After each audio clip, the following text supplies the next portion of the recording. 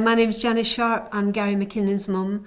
Gary had been fighting extradition to the United States for 10 years and 7 months. He has Asperger's syndrome, which is a form of autism, and he was accused of hacking into NASA and military computers in the United States. Gary's very quiet. He's a vegetarian, gentle to the core. When he was 16, we took him to a neurologist because he was losing his mental faculties, and we thought he had a brain tumour because no one, the World Health Organization didn't actually recognise Asperger's syndrome until the mid-1990s, by which time Gary was 30. So there's no way we could have known. Gary was arrested in March 2002 by the High-Tech Crime Unit. He was woken up very early in the morning. He shared a flat with Tamsin. They were both woken up, both taken to the police station. I had always told him all of his life, if you ever get in trouble, you call me, we get a lawyer. He didn't. He told me after the fact. So he'd been taken, he'd been questioned for many hours, signed something that even the policeman couldn't read. And I was very, very scared when he told me. And I said, so why didn't you call me? And he said, don't worry, Mum, they're computer people just like me. They're really nice. And they had actually said to Gary that they would like somebody like him on their team. So he went to great lengths to tell exactly what he had done and how he had done it, because he hoped he'd get a job with them, which is really sad. But having no lawyer, I just thought was so very wrong. On the 16th of October, the extradition was refused because of Article 3 of the Human Rights Act, which bans sort of cruel and degrading treatment or punishment. And without that, Theresa May wouldn't have been able to rule against the extradition, and I'm so grateful to her that she did. Yeah, Gary was arrested in 2005. He was put on bail. I think initially he had to sign every day, so it was very, very frightening. Also, it ties you, you can't actually do anything. And he was in a flat that he shared with someone else, other people, and he had to leave it because there was so many press came around that the landlord complained and said he had to go.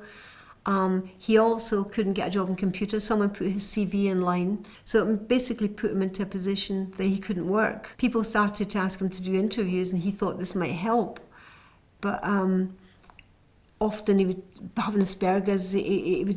Gary tells the truth even to his own detriment, and people with Asperger's tell the truth even to their own detriment, and they have a very factual, matter of fact way of saying things, and they often get the wrong end of the stick.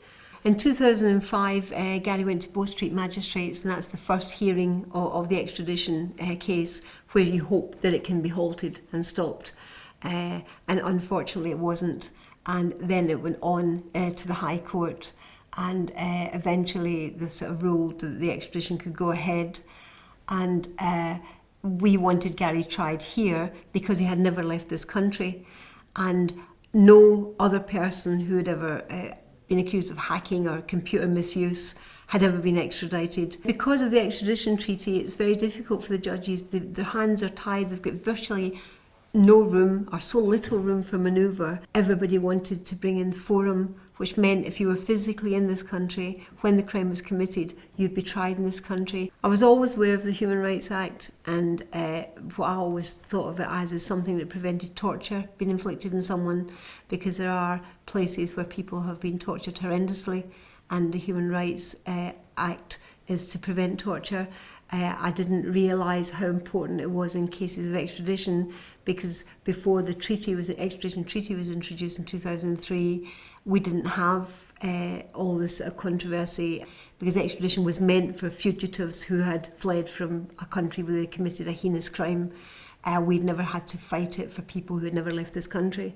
And that's, now I realise how important Article 3 and so on, the human rights is, that applies to people, everyday families. This can happen to anyone. It's not just certain people.